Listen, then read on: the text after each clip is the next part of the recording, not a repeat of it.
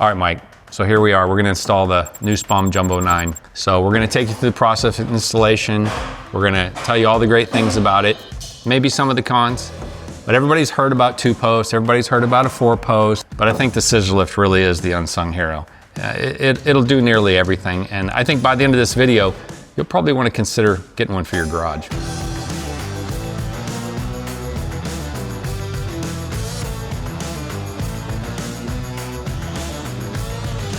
Before we get this thing open, we probably should share the pros of why you want a scissor lift. A lot of people ask. Yeah, a lot of people do ask. Like that, a lot of people don't even know these things exist. So I think we should start with the best thing about it, really, truly to me, is it's easy to get your car up in the air. You simply drive on it, put your little blocks, and you lift it up. I mean, you can have a car in the air in 30 seconds. Yeah, and you can't risk like dropping your No, it will not. It's not going to fall. So I think another pro with the scissor lift is the amount of work you can actually do on it. You can do pretty much everything mechanical. You can do engine services, rear end, transmissions, clutches. The only thing that really you can't do is stuff that's really underneath the scissor, like maybe some brake lines or fuel lines or something. But generally speaking, you can do everything mechanical. The other thing too is obviously detailing. It's the best lift for detailing because you've got 360-degree access to the car. You can get it what elevation you want. There aren't any, posts in the way or arms. So I think that's one of the best features of a scissor lift. So if you've got a home garage, I think this is probably the ideal system for you. It's less cumbersome. It's not in the way like a 2-post. It's compact. You can put it flush in the floor. And aesthetically, I just think it looks so much cleaner than a 2-post. The 2-post has its benefits, but height-wise, a lot of people can't even fit this in their garage. Where with the scissor lift, you can easily get it in your garage, get the car up almost full height, unless you have a really tall ceiling, then you can go absolutely full height. And they do make a smaller one. It's a, what do they call it? The mid-rise? Yeah, the mid-rise goes, I think, 42 inches. Which is like, if you have a lower ceiling, you can still get the car up. Yeah, absolutely. So, and this is there's 2 versions of even this lift. There's a 7,000 pound capacity and a 9,000. This one's the 9. You're probably going to do a scissor lift. I am getting one. I'm 100% getting one. It's sitting over there. Yeah, so I'm buying the 7,000. Because I really don't think my garage is tall enough to put my F-350 in the air anyway. So the 7's going to be perfect for me. And most everything I do, light mechanical at home, detailing, it's perfect. So Mike, what you're saying is you're going to have this video to learn how to install it. I'll be able to teach myself how to install it by watching my own video. Absolutely. All right, so step 1 for the install. Put the crate at the back side of the lift. This is the back, that's the front. Controls over there, so that's considered the front. Now, what we don't know yet is we're going to find out right now when we crate it is which side the hydraulic lines are on. You want the hydraulic lines coming out of the front of the scissor lift. So if we find out that these are back there, we're going to have to spin it 180. But so let's get this thing uncrated and see what we've got. I think we got it the right direction, Mike. I think we lucked out. This stuff we won't be using, but this is actually, if you're surface mounting it, this is to hide all the lines. So this will be, these would go on your floor, get mounted to the floor. Lines would chase through this into your control box.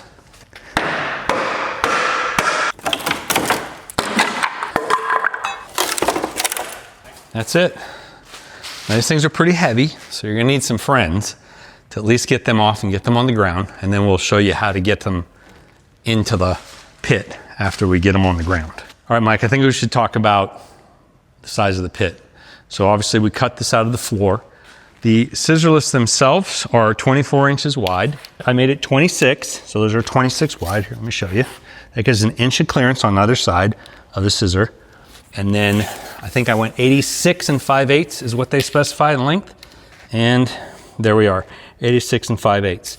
And then the distance between the two, it's somewhere between 28 and 30, I think, or 27 and 30.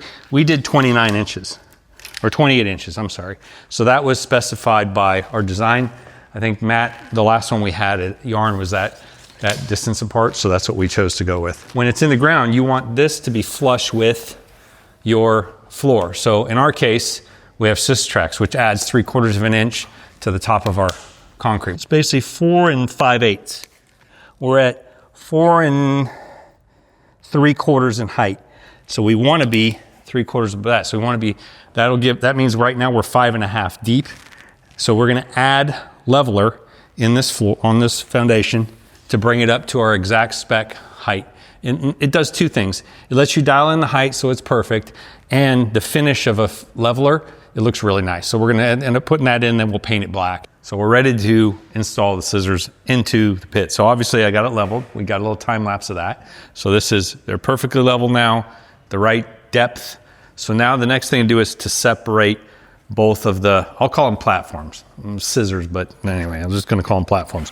So what you gotta do is you gotta determine which is right and which is left. For our application, because our conduit feeds out of the right, you want the longer hoses on the left. So that means that the hose is marked red, which is for us, this bottom platform, that's gonna go on the left and this one's gonna go on the right. So the next thing to do is slide them off onto the ground separately, and then we're gonna use this conduit to roll them in place. We'll show you how that's gonna happen. So first thing first, we gotta get them on the ground. Doing this manually, my concern is obviously scratching this platform with this one. So we're gonna try to gently get it on the ground. I don't know how gentle I can be, but we're gonna try. See if we can get on there without messing it up. We're doing this for the people, that's right. So let's see if I can give it a shovelroo here. Yeah, they're pretty heavy. Obviously, once it starts getting over center, you don't want to be on this side of things because it'll fall and pinch your feet off.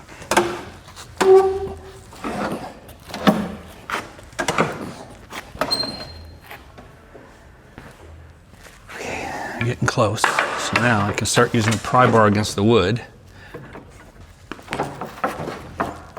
No guarantees here.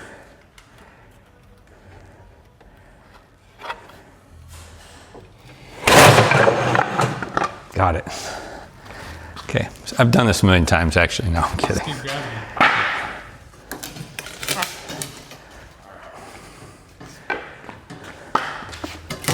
So that's pretty good. I got to straighten this one out obviously. Now we got to get this one off of the pallet.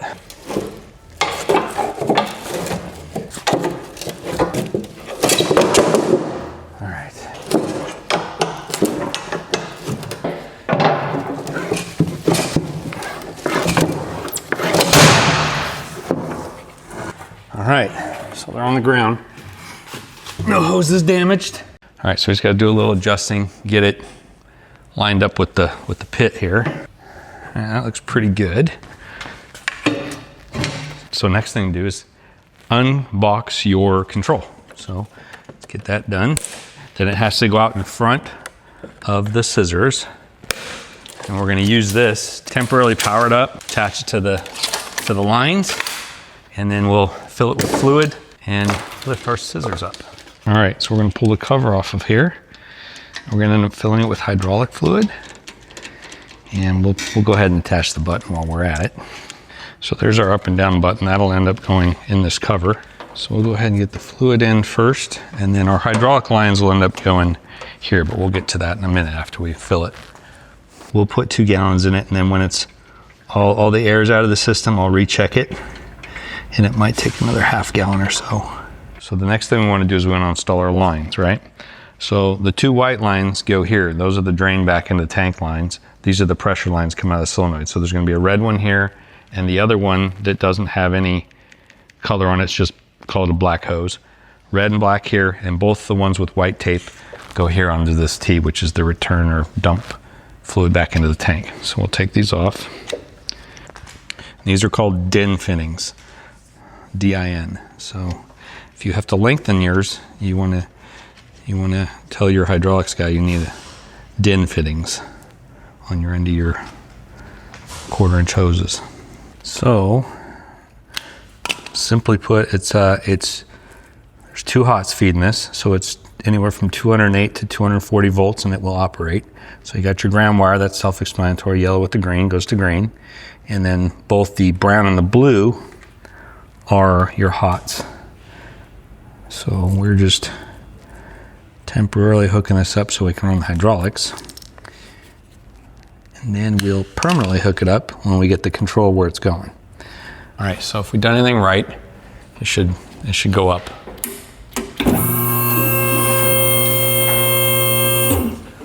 One second.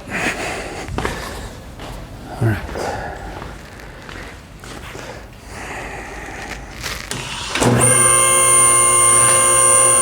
What you want to do when it's all the way up is you hold the button down for a little while, And that basically bleeds the air out of the system. All right, so now we're bleeding air out. You can hear air coming back in there. Now we have to attach some straps, ratchet straps on them. That way we can disconnect the hydraulic lines and they won't fall down. So what I'm doing is I'm going through this pivot point here, and then bringing this through here, around this bottom piece, coming this way. What we're effectively doing is cinching these two together so that it can't go down, which will keep the platform up. So,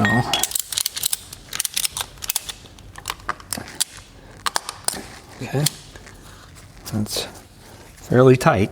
Same thing on this side, and theoretically, if we let down the button, they should only go down a little bit and stop. Okay. That's it. So the next thing we want to do is we want to take these covers off so we can have access to the hydraulic lines.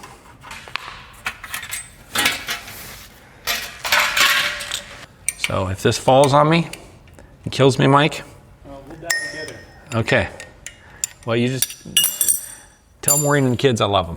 So the reason we're taking these off is because they have to travel through from side to side. So it's these two lines. So we'll take this one off from here, and then we'll take this blue one, comes up and goes to there. We'll take that one off.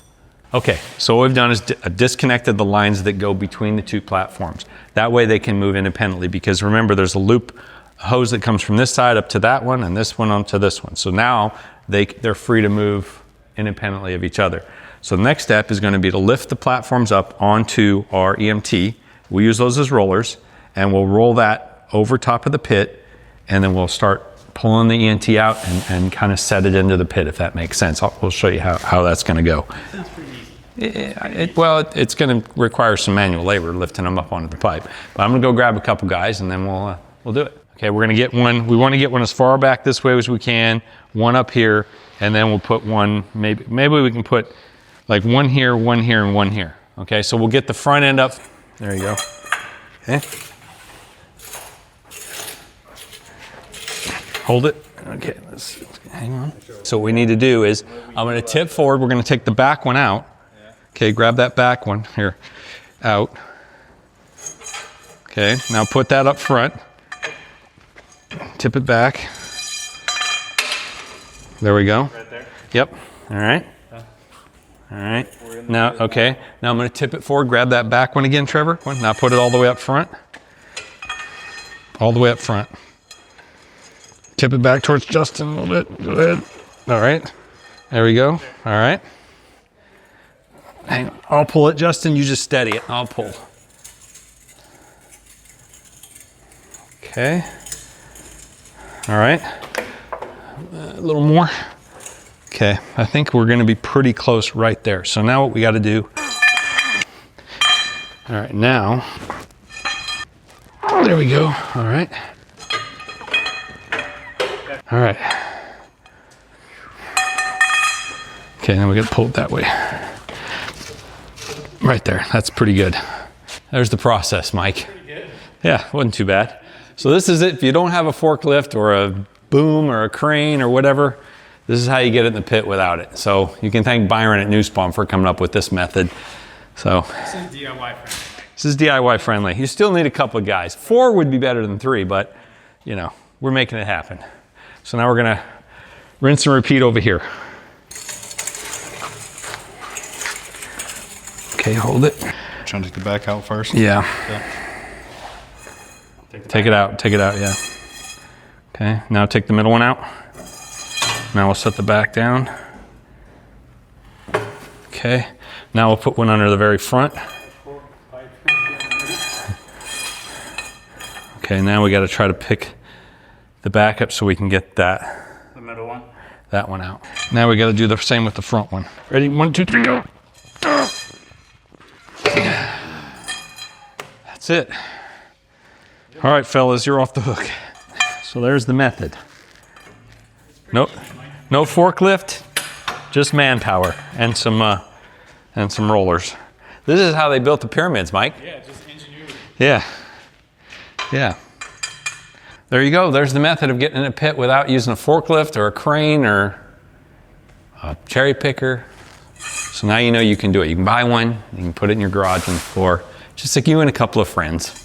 So we're back. It's another day, obviously. Cabinets are missing, the MSS cabinets that we had in here. So these, we're actually gonna end up putting MSS Plus in here. And this control, while we are hooking it up temporarily, we're gonna show you how that's gonna look over here. It's ultimately gonna get installed inside the cabinet array. So for now, what I have to do is I got the scissors positioned in the pit so that they're equal on both sides, parallel, all that. They're basically 15/16 of an inch in from the cut all the way around. So that gives us room if we decide to tile the perimeter, we can do that. So next thing to do is get it up in the air, and then we're gonna put our 1/2 inch by 5.5 wedge anchors in to bolt it down. So 6 per side, if I remember correctly. So let's go up. I noticed someone questioned why I say Mike a lot. Yeah, I did express that well, it's because I'm talking to a guy that's literally named Mike. Yeah. So I talk. Yeah, when it's like we're having a conversation and you're recording it, Mike. All right, that's it. Cool. Oh, and by the way, it does require more than 2 gallons of oil. So I put 2 in it, checked it. I couldn't remember what it was, but it's at least 3. So we're not on the dip, so I'm gonna throw another gallon in it. I mean, obviously it goes up all the way, but I think we should fill it to full capacity. That way the oil lasts longer. Okay, so I just thought I'd add that little side note, Mike. So 1/2 inch bit SDS Plus with our Milwaukee cordless rotohammer here. So I'm gonna go right here. This should make quick work of this. All right, so got those 8 drilled. Let's get the vacuum. And this is really convenient having this here, Michael.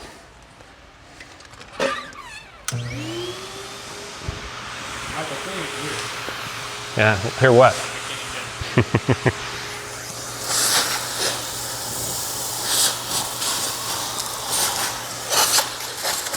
Pretty good. That's pretty good. Whenever I go home, I'm always disappointed that all these things I install here, I don't have at my own house yet. You know?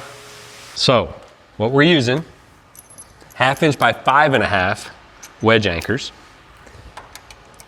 So, I'm gonna get those all set and we'll knock them in with this little mini sledge. And then we'll tighten them up. Should be a 3/4 inch nut. And remember, I always say this, start your nut first. So if you accidentally hit the threads, you don't have to worry about not being able to get the nut on. Are you ready, Mike?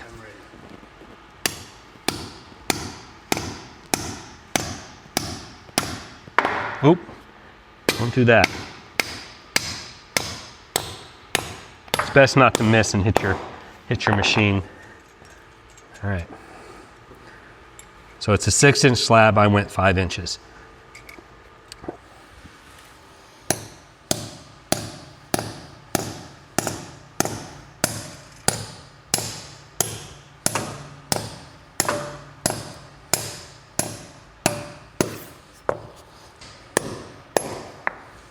You're gonna do some kind of border or just solid? And I would do an anthracite border.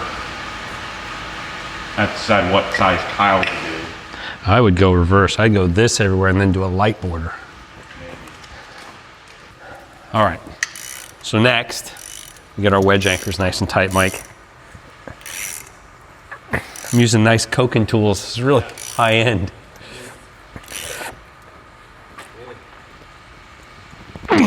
All right, just double check on this one here. All right, that's pretty tight. Next, what I do is I cut these off flush with the nuts.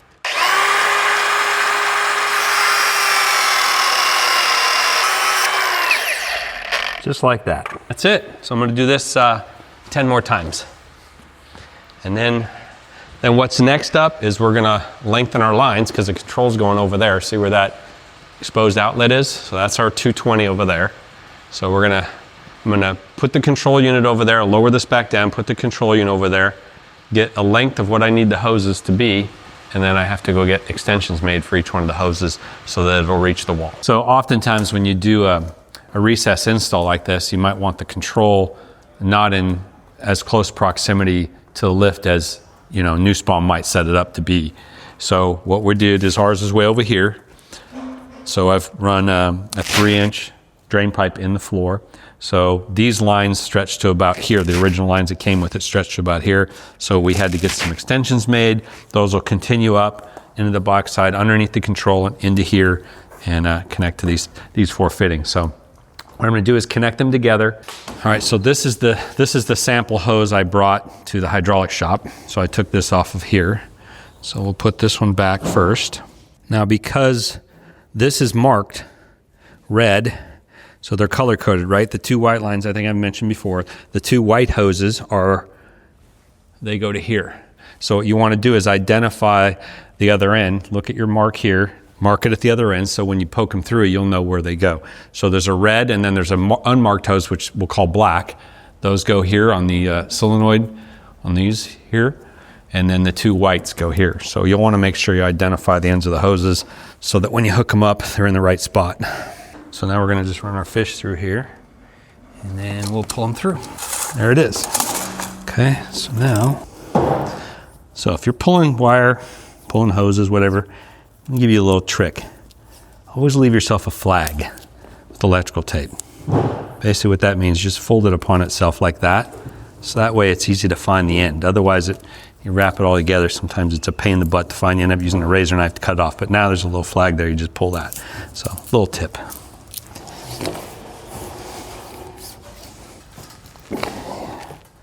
You know what I think? Comment down below, because we do have the Carhartt edition shirt, Mike F edition. Comment down below if you think we should carry a hoodie. It's not always cold here, but even I wear them here. We should have an OG Carhartt hoodie. Okay? I'd be a customer. Yeah, you'd be a customer. I would be too. So you know, the whites go here. Those drain back in the tank. Pressure side here, black and red, or red and black. Either one will work. It'll work the same either way. So red and black here, the whites go here. All right, so we got the fish through. I got the 4 lines routed in the slot. I just got to pull on up on them. So as I mentioned, that's white, so that's going to go here. All right, so hoses are all tight, so now we'll just stick the cover on there. Now remember, this is temporary because we're going to end up taking this control apart and installing it in a MSS Plus cabinet. So we'll just kind of temp it like that. So if Maddie wants to play around with it, put his car on here over the weekend, he can do that. So let's try it out. It should be good. Oh, I will mention too, remember I was talking about how much fluid it took, Mike? Mm-hmm. So 2 gallons got it working, but it really holds closer to 4. So I was thinking the mid-rise holds about 2.5. This holds a lot more. So I ended up putting another gallon and almost 2 gallons in it. So it's total capacity. I mean, some leaked out, so it's probably about 3.5 gallons. I would say you'd be safe, close to the top. So anyway, I think we've got the air bled out of it. So there we go, smooth as silk. That's pretty satisfying. Man, it's super satisfying. Yeah, they're going up perfectly evenly. So all we really need are those ramps that go in the pit. Those are the recess, that's the recess kit. So we'll get that in as soon as they come. They should be here next week. And then we've got to tear this apart and put it in the MSS Plus cabinet, which that's the next video, right? Or the next install anyway. So we're going to do the MSS Plus arrays here, one in the corner. This will be more involved because like I said, I got to cut this all apart and then install it into a cabinet. So this control piece with the on-off switch, this will go on the front panel, the push button will go on the front panel, and the tank and motor and everything will go inside the cabinet. So that's the ultimate custom install. So we kind of just temp this up for you guys to show you this is how you would do it. If we were using the control standalone against the wall, this would be how you do it. That's what we were saying aesthetically, like you can't beat it. It's hard to beat this aesthetically, yeah. And it looks even better when you have the transition ramps inside there. So now we'll go back down. This takes a while. With no car on it, it's kind of slow. Obviously, you put 3,000 or 4,000 pounds on it, it goes a lot faster, but because this is just literally the weight of the lift lowering it. So anyway, I think we can check this off the list as far as install. I think so. And hopefully this helps people. If you're getting a Jumbo 7 or a Jumbo 9, procedure's the same. The only difference being that the collapsed height of the 7 is a little bit shallower than the 9, so your pit would be a little different We've obviously showed you the self-leveler and all the. Let's say you got that part done by somebody else. You can install this yourself. Absolutely. So that's the beauty of this procedure. That's why Byron wanted us to show. Byron from Nussbaum said, hey, if you could use this procedure, obviously we have a forklift here. I could have just dropped them in, but this procedure shows you how to do it if you're just doing it at home or a business without a forklift or a cherry picker. You can do it. Just get a couple of guys, cut up some 3/4. I use 3/4 EMT conduit, and you see how it worked. It worked fine. Just need a little manpower, and you can do it. Yeah. So on to the next one. On to the next You project. like to say check it off the list. I like to check things off the list, Mike. The list is long, buddy. So when I get to, it seems like every time I check one on, 2 more come on. Check one off, 2 more go on. That's the way it goes. That's all right. Sometimes it's 5, sometimes it's 40. Sometimes. That's already thinking of new things. So I already knew in my head all the many years of projects I have upcoming. My garage is one of them. The outdoor kitchen's almost done, Mike. People have been asking. If people want to see, I'll put it on my Instagram, NorCal_F80. I'll throw a bunch of pictures of it on there so that way people that want to see what it looks like. I'm not trying to hide it from hide my house from people or anything like that. It's just logistically we couldn't do it. So anyway, we have plenty more projects in here to keep people entertained, Mike. And why do I call you Mike? Because it's your name. There you go. I could call you something else, but it's inappropriate. All right, so this is it. Done.